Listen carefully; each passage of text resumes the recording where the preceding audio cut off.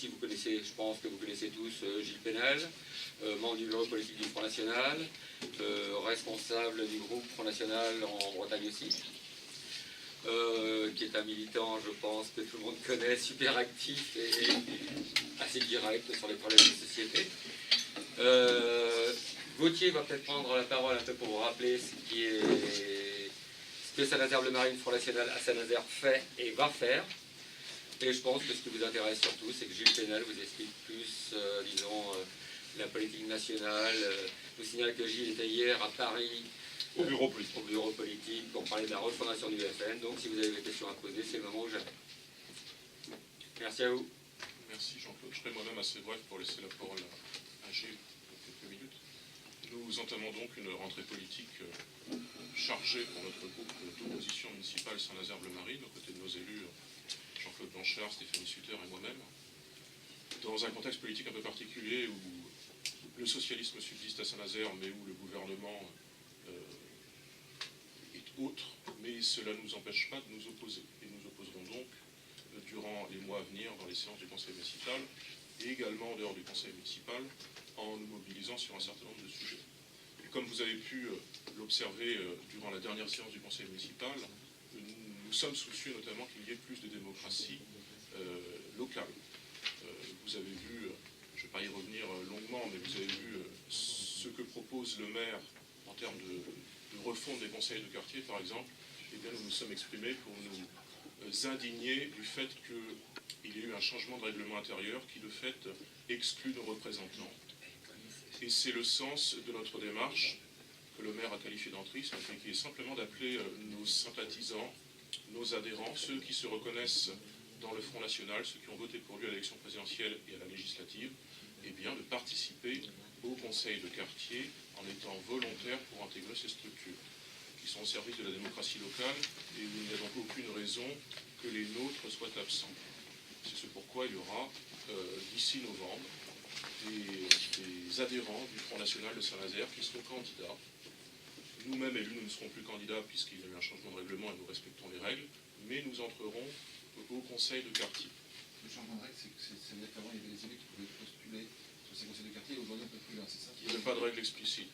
Aujourd'hui, la volonté de la ville, c'est de dire plus aucun élu au sein des conseils de quartier. La volonté explicite, c'est ce qu'ils ont explicitement qualifié de jurisprudence Gauthier-Boucher. Voilà, nous trouvons maladroit, nous en prenons acte, mais nous serons tout de même candidats, pas les élus, mais nos adhérents, nos sympathisants. Voilà, pour ce qui est de notre attachement à la démocratie locale. Et puis, puisque nous sommes attachés demain non seulement à incarner une opposition, mais une majorité, pour changer les choses à Saint-Nazaire, nous allons bien sûr préorganiser notre campagne municipale. Nous serons attentifs à nous faire connaître, en tout cas nous faire mieux entendre sur des sujets qui concernent Saint-Nazaire et qui en même temps sont des sujets nationaux, comme la question du détachement des travailleurs qui affecte naturellement la bonne santé de nos chantiers navals. Ce n'est pas parce qu'on nous explique que les carnets de commandes sont pleins, que les chantiers sont temporairement nationalisés, ce qui reprend d'ailleurs une de nos demandes. Ce n'est pas parce qu'on nous explique ça que forcément les choses vont bien. Et donc nous veillerons par voie de presse, dans nos réunions publiques, dans nos interventions au conseil municipal et communautaire, à faire savoir notre position qui est bien connue sur le détachement des travailleurs, qui est une opposition à ce principe, mais peut-être que tous les Nazariens ne connaissent pas cette position et notre discours sur les chantiers navals en général. Et puis peut-être s'agit-il aussi, nous sommes très performants dans les catégories populaires, peut-être s'agit-il aussi d'élargir notre base électorale auprès des classes moyennes, en parlant de fiscalité, en parlant de sécurité, puisque l'insécurité concerne finalement toutes les couches de population, en parlant peut-être d'aménagement, comment faire vivre le centre-ville, comment rendre notre économie plus dynamique, comment rendre notre commune plus attractive sur le plan culturel. Nous veillerons à établir les bases d'un tel programme qui, nous l'espérons, recueillera l'adhésion des Nazériens. Et puis avant de passer la parole à Gilles... Pour revenir sur la sécurité, là, la ville a installé pas mal de caméras de sécurité sur différents quartiers, notamment dans le centre-ville. C'est plutôt des mesures sur lesquelles vous étiez favorable, je présume. Enfin, Favorable, mais Enfin, je pose la question parce qu'à priori, il y a eu des caméras installées. Nous étions favorables, nous sommes toujours favorables. Nous étions le premier groupe politique à le proposer à Saint-Nazaire, ce qui a scandalisé la gauche à l'époque, rappelez-vous, surtout l'extrême gauche d'ailleurs. Nous sommes aperçus pendant l'été, les choses ont été un peu rétablies, que les caméras de surveillance ne filmaient pas les endroits à risque. Par exemple, un site très sympathique à Saint-Nazaire, qui est ce qu'on appelle la place des droits de l'homme, où nous avons vu pendant 6 mois perturber, continuer le trafic de drogue au vu et au su de tout le monde.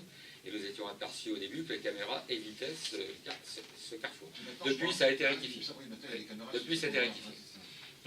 Permettez-moi d'intervenir sur ce dossier, parce que je suis conseiller municipal FN de Fougères et on a la même problématique, là, l'installation de caméras. Ce que nous disons aussi au Front National sur ces caméras, c'est que c'est bien gentil les caméras, mais ça ne peut pas être une fin en soi pour lutter contre l'insécurité. Parce que si on arrête quelqu'un, qu'est-ce qu'on va en faire? Dans le laxisme judiciaire actuel, il sera libéré. Ce qui compte, c'est la sanction. Et de toute façon, nous avons aussi des questionnements sur ces caméras, parce qu'une fois que les délinquants sauront où sont situés exactement les caméras, ils se déplaceront leur zone de trafic ailleurs. Donc les caméras, oui, nos amis sont pour, moi aussi. Cependant, ça ne peut être l'alpha et l'oméga d'une politique de répression de la délinquance. C'est bien autre chose. Vous le savez bien, messieurs de Presse Océan ou de la presse locale, que la BAC, ou disons la police nazérienne, a fait de multiples arrestations au niveau trafic de drogue, délinquance, etc. Nous avons vu la plupart des délinquants se retrouver libres du jour au lendemain.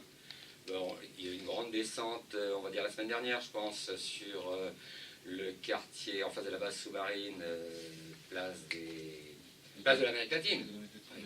Excusez-moi, j'ai revu certains de ces messieurs que je connais bien, puisque je les ai tous en photo, depuis réintégrés. Ils sont un peu moins visibles, c'est vrai. D'accord, donc ce que vous dites, c'est qu'au-delà des caméras, c'est la sanction judiciaire qui Bien sûr. n'est pas forcément... Et voilà. Bien sûr. la caméra, c'est ce qu'on peut faire localement. Après, Et en plus, voir en sachant qu'on n'a personne derrière les caméras.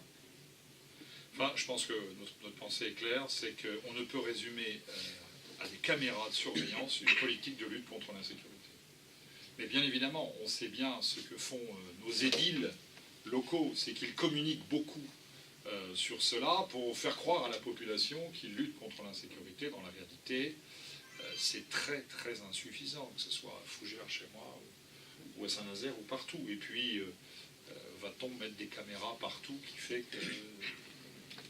On peut se poser aussi des questions sur l'atteinte à la liberté individuelle aussi, parce que les honnêtes citoyens, d'être filmés en permanence, c'est peut-être pas non plus une bonne solution. Nous avons aussi remarqué, et on l'a fait savoir d'ailleurs par voie de communiqué, qu'il y aura une instance donc, qui va surveiller la surveillance finalement, qui va gérer un comité de pilotage de ces caméras, et il y aura parmi les membres, nous a-t-on indiqué, la Ligue des droits de l'homme. Nous avons dénoncé cela en disant que manifestement une association qui est politisée, dont on sait qu'elle est hostile par principe au Front National, et qu'elle est subventionnée par ailleurs par les impôts des Nazériens, selon nous, n'a pas sa place dans ce comité de pilotage.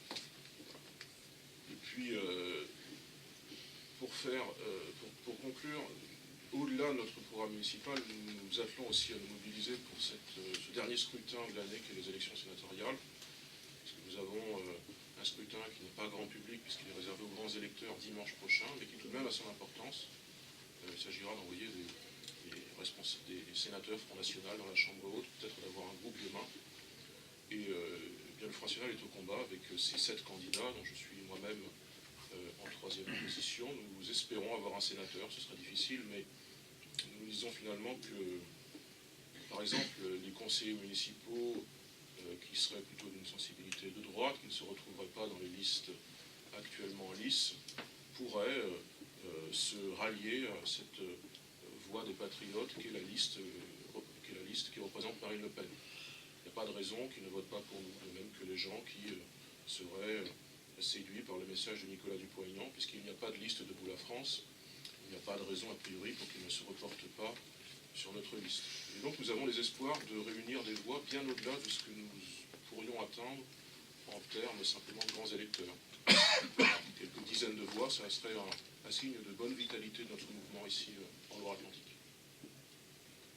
Il y a combien d'adhérents aujourd'hui à Saint-Nazaire ? Nous tournons toujours autour de 100, 110, d'après les derniers chiffres. C'est stable, c'est en hausse, c'est en baisse par rapport aux élections?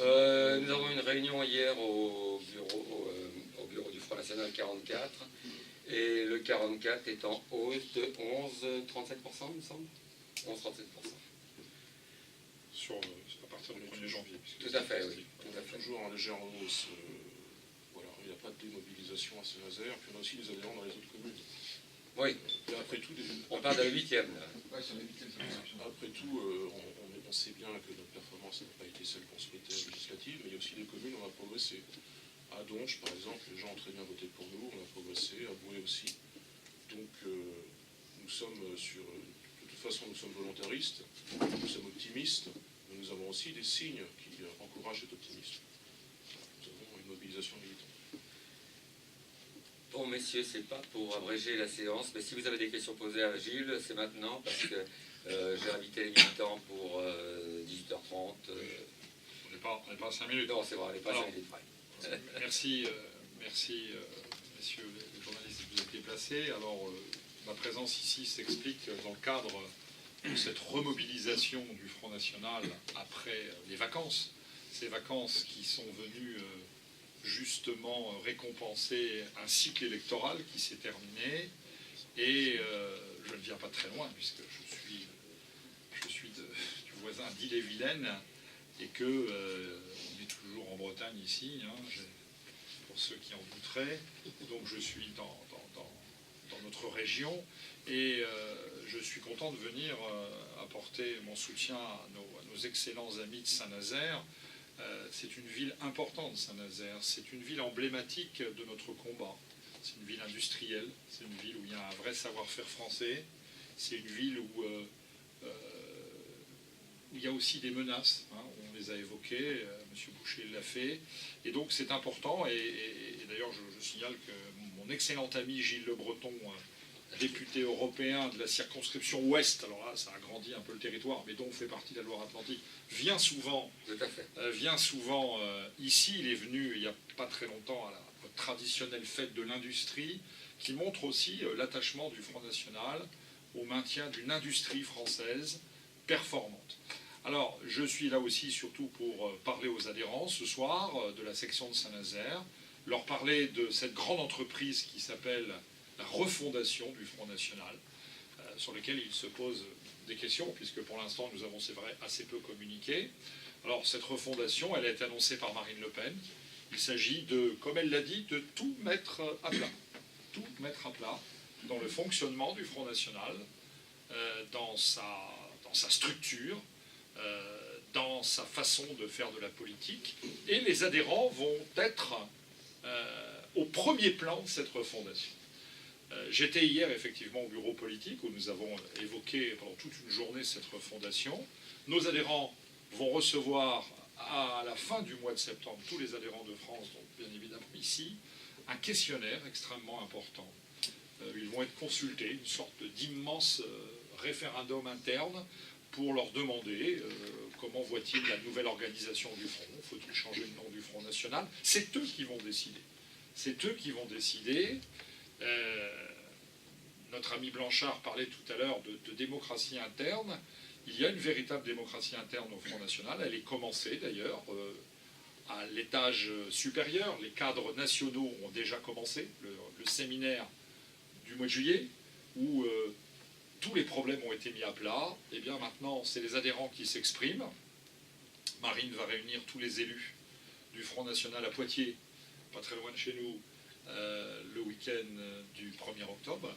Et nous allons aller vers début mars, vers un grand congrès, le grand congrès de la refondation du Front National, où bien évidemment l'ensemble des instances vont être renouvelées, y compris la présidence, puisque bien évidemment tout est remis en place, et également les statuts du Front National, c'est-à-dire sa façon de fonctionner va être profondément modifiée.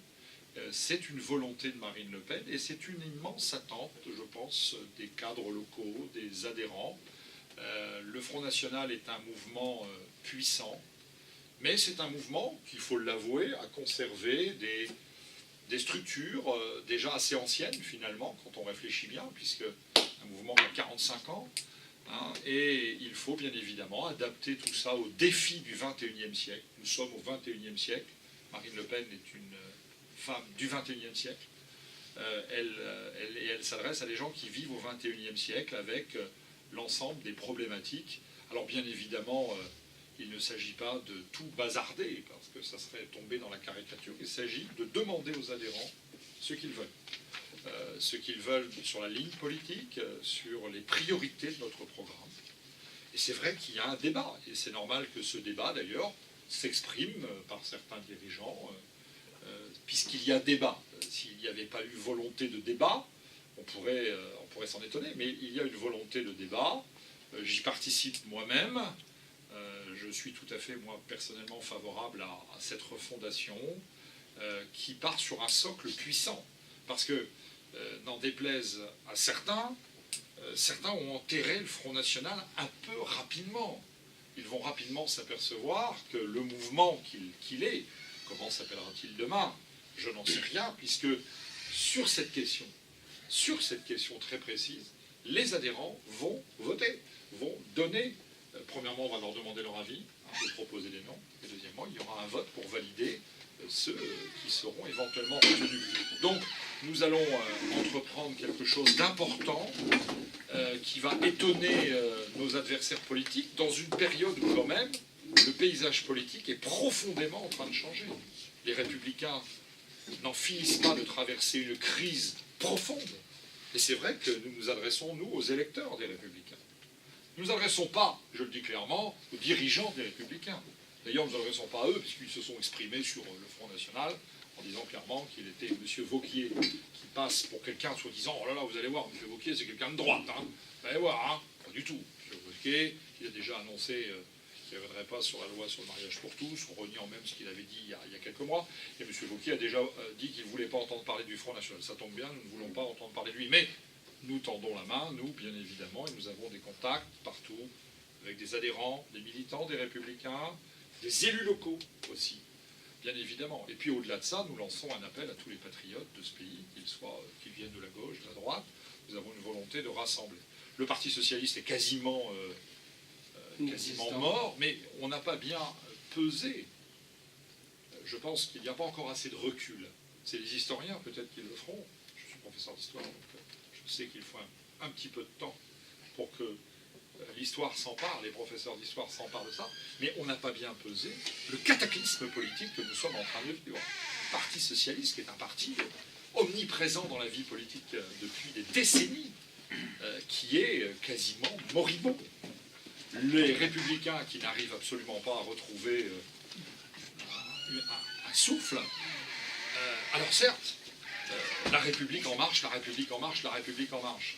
Mais la République en marche, les Français vont très rapidement en revenir. D'ailleurs, je ne rencontre que des gens qui critiquent M. Macron. Alors, je vous avoue, parfois, ils ont voté pour lui, mais les critiques sont déjà très profondes. Et puis le Front National, au milieu de tout ça, qui entame sa refondation, qui n'est pas une remise en cause de ce qu'il a été, qui est une refondation, c'est bien ce que ça veut dire, une modernisation par rapport aux défis qui attendent la population française et la France. Voilà. C'est donc ce que je dirais aux adhérents. Je répondrai bien évidemment, comme partout, à leurs questions, parce que nous sommes là pour les écouter, parce qu'ils sont les artisans à la base du Front National. Je suis même un élu local dans la ville de Fougères. Je sais ce qu'est d'être implanté. Je ne fais pas de politique sur les grands plateaux de télévision uniquement et sur mon portable. Donc je serai ici en territoire parfaitement connu, sympathique, etc. Voilà ce que je voulais vous dire. Je voulais également vous dire que le Front National est uni derrière sa présidente. Je parle des adhérents, des militants, des cadres. Et que, disons-le clairement, sans employer de langue de bois, le débat sur le débat, c'est terminé. Moi je dis que depuis le débat, dont on nous a tant reparlé, ah oui, le débat, Marine est morte, c'est fini. Ah oui, c'est terminé. Oui, mais depuis le débat, il y a 400 000 immigrés africains qui ont mis les pieds sur l'Europe. Il y a 75 agriculteurs en France qui se sont suicidés depuis le débat. On nous annonce des réformes comme la PMA qui sont une véritable monstruosité. On nous annonce des licenciements qui vont se poursuivre. On nous annonce des menaces sur la propriété française de nos moyens de production, comme par exemple ici les chantiers. Et donc forcément, il n'y a plus de débat sur le débat. Nos adhérents regardent vers l'avenir Au-delà du débat, on a entendu, ou j'ai entendu, j'ai lu des adhérents du Front National qui disent que Marine Le Pen a encore aujourd'hui les capacités à nous faire gagner l'élection présidentielle. Parce que quelque part, c'est la question que vous devez vous poser. Alors, on sait que les élections présidentielles, ça vient vite. c'est Ça va 2022, dans enfin, l'esprit le quinquennat maintenant, oui. C'est dans 5 ans, donc Oui. bon, voilà. Donc, et la question aussi, Oui. avec les militants se pose, enfin, du moins certains, j'ai vu ça. Oui. Est-ce que. Alors, qu'elle a permettez-moi de. cette capacité à conduire le parti vers Alors, la victoire? n'y voyez aucune mauvaise volonté de ma part, mais j'ai l'impression que ces questions-là, on les entend surtout sur les plateaux de télévision. Hein. On les entend surtout sur les plateaux de télévision, sur des reportages qui sont consacrés actuellement au Front National. Tout va mal, il y aurait donc effectivement des questionnements sur la présidence du Front National, sur l'avenir du Front National. Je pense que nos adhérents, nos militants, c'est vrai, ont été déçus. Parce que quand on est rentré dans la campagne présidentielle, c'est comme un joueur de tennis qui rentre sur le court. Il ne rentre pas pour figurer, il veut se battre pour gagner. Et nos adhérents ont énormément donné, et forcément, il y a 2 finalistes. Ils étaient très heureux déjà qu'on soit un de ces 2 finalistes. Je rappelle que pendant le temps où Marine Le Pen affrontait Emmanuel Macron, Fillon était par terre, Mélenchon était par terre quand même. La débâcle, elle n'est pas chez nous, elle est chez les autres. Eh bien, cette présence de Marine au premier tour a été un espoir. Effectivement, la défaite, parce qu'il y a toujours un des 2 qui perd dans une élection présidentielle. Et donc forcément, il y a eu ce que j'appellerais une déception, parce qu'il y a un espoir tellement important, une attente tellement importante de la part des adhérents, des militants, que l'on arrive enfin à peser sur les choses, qu'on arrive enfin à prendre le pouvoir. Et donc, forcément, il y a eu ce que j'appelle une petite déception. Moi, j'ai fait beaucoup de sport dans ma jeunesse, un peu en compétition. Quand je perdais un match, je jouais au tennis de table, oui, pour vous dire. Je jouais pas au ping-pong, au tennis de table. Quand je perdais un match, j'étais déçu. Mais je repartais avec le match suivant. Et nos adhérents sont dans cet état d'esprit. Ils font confiance à Marine, qui a subi des attaques. Voilà. Elle ne serait pas capable de gagner une élection présidentielle. Mais moi, je rappellerai quand même que dans cette élection présidentielle, et les adhérents le savent, ça, Marine a dû affronter des forces colossales. Quasiment l'ensemble des grands médias, l'ensemble des grands partis politiques, l'éducation nationale, les dirigeants des syndicats, les églises, les évêques, ici dans nos régions, qui ont appelé à voter Macron. On avait tout le monde contre nous. Et ça, ils le savent. Et réaliser 11 millions de voix, je le rappelle, 11 millions de voix. Eh bien, prenons, je vous parlais des 45 ans du Front National tout à l'heure, regardez l'histoire du Front National, jamais nous n'avions réuni autant de gens. Des millions d'électeurs qui n'avaient jamais voté pour nous l'ont fait. L'ont fait. Donc, c'est une base solide. Alors, pour répondre plus précisément à votre question, petite déception normale, logique, le soir du second tour et les jours suivants. Mais les adhérents du Front National sont des gens qui font de la politique par définition. Et quand ils regardent la situation actuelle, l'immigration qui progresse, notre agriculture qui souffre, les fractures territoriales qui s'opèrent sur tous nos territoires entre les zones qui gagnent et les zones qui perdent. En Bretagne, au sens large, les fractures territoriales, c'est dramatique pour l'avenir, où des pans entiers de nos territoires sont abandonnés par les politiques publiques. Eh bien, quand ils voient tout ça, quand ils regardent sur Internet les milliers d'immigrés qui déferlent sur l'Europe sans aucun contrôle, eh bien, ces adhérents, bien évidemment, sont mobilisés autour du seul mouvement actuel qui dénonce cela. Et donc, nous sommes extrêmement optimistes. Moi, je le suis particulièrement très optimiste parce que les mêmes problèmes vont créer les mêmes effets. Et M. Macron ne va résoudre aucun des problèmes qui ont fait le Front National. Ça, j'insiste. il ne va résoudre aucun des problèmes qui ont fait le Front National. Voilà. Je pense particulièrement à la menace mortelle que représente pour notre société, pour notre pays, la submersion migratoire. Car moi, je le dis clairement, on se remet d'une crise économique. On se remet d'une crise monétaire. On se remet d'une catastrophe naturelle. Nos amis de Saint-Martin, abandonnés par l'État, vont reconstruire. Mais on ne se remet pas d'une submersion migratoire. Et le seul outil en France et nos partis alliés en Europe, Gilles Le Breton était à Madrid ce week-end avec tous nos députés européens et l'ensemble des députés européens d'Europe qui partagent nos sensibilités, pour justement incarner une autre alternative que cette submersion migratoire. Et nos adhérents sur ces thèmes sont totalement mobilisés, totalement au courant. Et ils savent que en dehors de Marine Le Pen et du Front National, il n'y a rien. Donc, voilà.